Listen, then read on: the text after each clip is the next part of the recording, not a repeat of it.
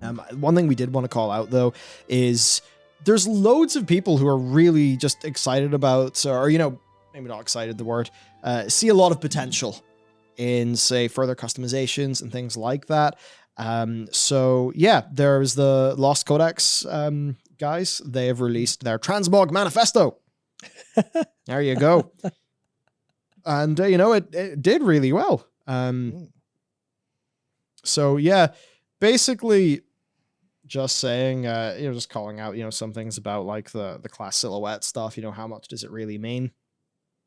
What should we do? And going through a number of things that I assume it's Jesse who made the post. I imagine u/Lost Codex is Jesse. So anyway, yeah. So TLDR, class silhouette, the identification of one's in-game class based on their visual armor or weapons, is cited as a reason for out-of-date transmog limitations that I feel would be a huge, simple win for the community without breaking many RPG aspects within World of Warcraft. And then it's that thing where, Warglaives, right now they're locked to Demon Hunters. But there's loads of non-Demon Hunters in WoW lore that use the glaives, right?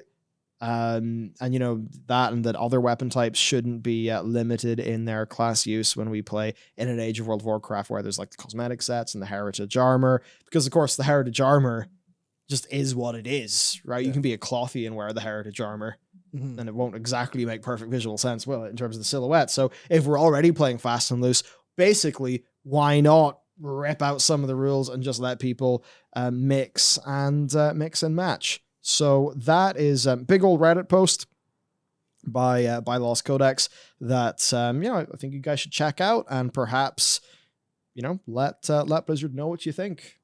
I think a lot of the stuff that that they care about and post about on Twitter is good shit. And like there's a lot of people who don't care about mogs and stuff, and that's totally fine. There's a lot of people who do. And the great thing about mogs is it's a multiplicative thing. It's actually my criticism of heritage armor. It's like you add the heritage armor, somebody gets it, and then, oh yeah, that's sort of it. They have it. But whenever you're freeing up like the restrictions in a system and you have, loads of, basically, right? It's like you got loads of Lego bricks in a big bucket of bricks. And the more you reduce the rules of how you can use those bricks, the more ways you can use the bricks you've already got. And that could let people do cool new things. So, there you go. Maybe there's a few bizarre, technical like animation problems, things like that we're like not 100% sure of, but it's a great post. So we just wanted to highlight that and, give him some of the old kudos. There's a few other posts, as well. Then talking about an expanded time walking vendor, again from the Lost Codex, just of like, hey, there's other unused weapons and things. Let's put them in. And that, generally speaking, is a thing that has happened for multiple World of Warcraft expansions, where there's gear that's used by NPCs that's not like just hard baked onto the NPC's model. That is actually just gear that's put on NPC, but it's not available to players.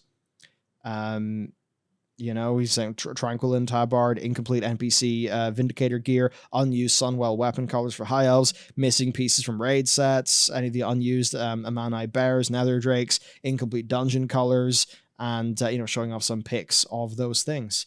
And it's a sort of thing where in my head, and this is what I really like, because here's ideas for expanding the TBC time walking vendor. And a lot of this, of course, is you look at the Legion time walking vendor, and it's got some of that really cool Suramar gear that I think a lot of us would have been pretty hyped or pretty jazzed about getting in Legion, but we couldn't. That's now going to be there on the time walking vendor. And you know what? I could totally see myself going and trying to, not even for the item level, just getting that for the Mog appearance. Because that's cool. That's a new thing to go and get. It's a reason for me to go do those time walking dungeons. And then some examples for an expanded Wrath time walking vendor. This would be great stuff to see.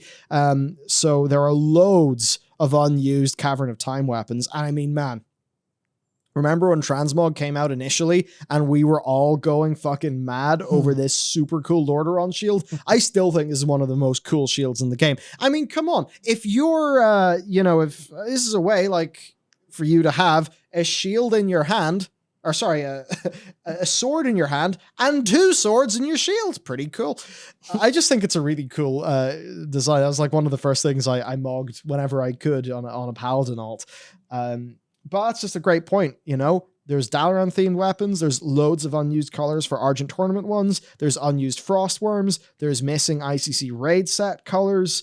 You know, these things are like, as is pointed out, this is stuff that is literally just sitting in the game files. All that needs to be done is for it to be added to a vendor, right? And I just think that's great. Also, some ideas of, you know, updated paladin mounts, because people were getting a bit excited about the paladin mounts after the Lightforge one that we covered earlier came out, where, there's stuff that exists, but, you know, hasn't massively, been in game, or there's perhaps room for improvement in, in some things. Yeah, mount recolors as well. There's loads of unused colors. And here's the thing, right? The way that Blizzard does these mounts now is they give you a specific color from a specific rare, and that's that, and maybe get a different color from a different rare or a different color from a Paragon box. Back in the day, you get your Netherwing wrap, and the vendor would go, oh, you're exalted. Well, here is a set of mounts. Take whichever color you want. And you can just get all the recolors. Why do we not do that more? Right? Because, I mean, if you give me a big rep, it takes 20 days to get through. I can maybe grind it out a bit faster if I want to fly around in circles getting eggs or some shit. But then, you know, you're telling me that at the very end of that, I can just choose whatever color from a list of them. I mean, that's pretty cool. And there is some really lovely mounts. So I think that'll be a cool thing to do as well.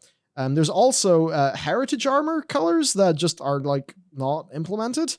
The Maghar got 3 colors for their heritage armor, so why not drop other ones for the other races? That's another example.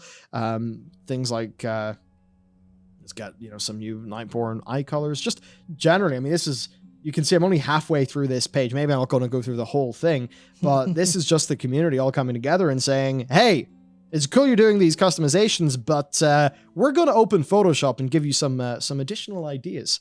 And I just think that is neat. Another one, transmog white only gear. I think a little bit more there would be good. That's a bit more in the context of the new starter gear that's coming out. Casual looking outfits. Yeah, Chrissy tweeted about that. At one point I did a tweet that it got so many likes. People really seem to be hyped at the idea. My idea was having a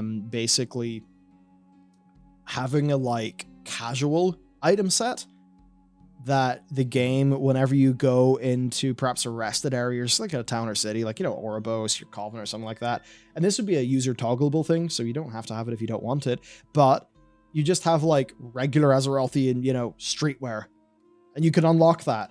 And then whenever you walk into the tavern, you're no longer going to be in full battle plate. And I think that would be a really cool way for the Blizzard designers to think, well, okay, what is the fashion style on Azeroth? What do these people actually wear when they're not in full battle gear? And in the process of doing that, what would happen? Oh, more ways to reward players. Because then maybe you see somebody in their Brawler shirt, but it's like, you're not going to see the Brawler shirt because the Brawler's Guild shirt's going to be underneath a big bit of armor. Unless somebody's transmog to show it. But, you know, some sort of streetwear option could be good for that. Certainly would be. Some other things. There you go. Pilaf wants parries gone. Yep. Heirloom changes being suggested by Mephisto, saying, are you really going to charge 12.5 grand times 8 for rested XP? Yep. Oh, yeah. They are. Gold Sync. Get rid of that. Golden Fission. Updates to the Trial of Style. It's of course. It's just that thing, you know, they add stuff and then they just kind of don't really keep it up. And of course, transmog is, for a lot of people, a lot of the game. The Trial of Style should be a lot more fully featured and accessible and stuff like that. Because why not? People are doing transmog anyway. And then Annie wants Master Loot.